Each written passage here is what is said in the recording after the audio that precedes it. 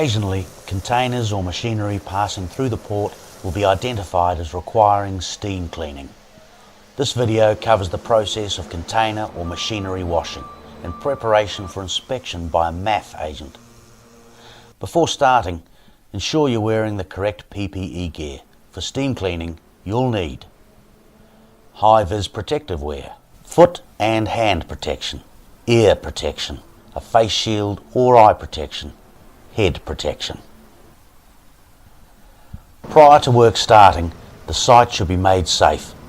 The foreman will ensure that the warning light is switched on and blocking containers are placed at the end of the coal block to prevent straddles from accidentally entering the area.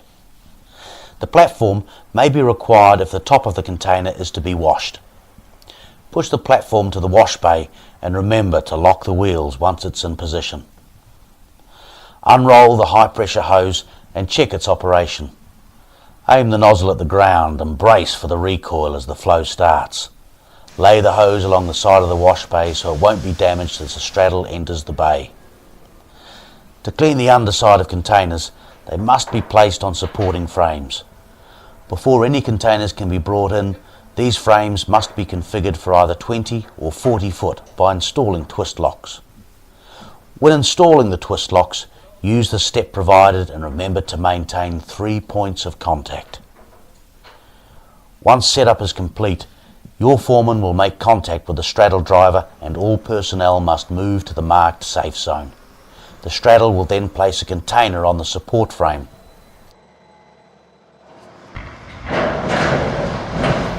Once the straddle has exited the wash bay, make sure that the container has landed onto the twist locks and is fully supported. Lock the twist locks.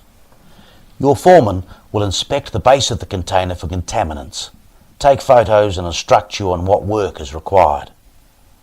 Use the high pressure hose to wash the bottom of the container. Remember to maintain a good hold of the spray lance and try to work on a 45-degree angle. Working overhead can be tiring, so share the work among the group.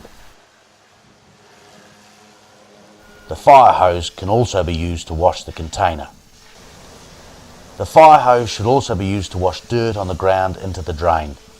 The wash bay is a controlled area and care should be taken to prevent contaminants being taken into the container yard on the straddle wheels.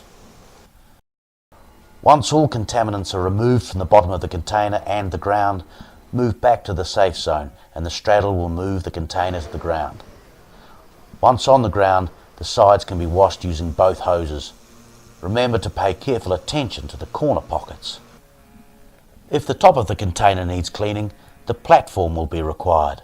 Unlock the wheels and move it alongside the container. Use 2 people if necessary. When in position, lock the wheels and remember to use 3 points of contact when climbing the ladder until you're through the first gates and they're closed behind you. Enter through the second gates onto the top of the container. All cleaning equipment should be passed from the ground up onto the container. Don't carry it up the ladder with you. When washing the top of the container, always work in a forwards direction, and if the platform needs to be moved, then all personnel must be on the ground. Once all cleaning is complete, move to the safe zone while the straddle removes the container. When the area is clear, the support frame can be washed down and drains can be cleared of contaminants if necessary. Depressurize hose lines and return to storage.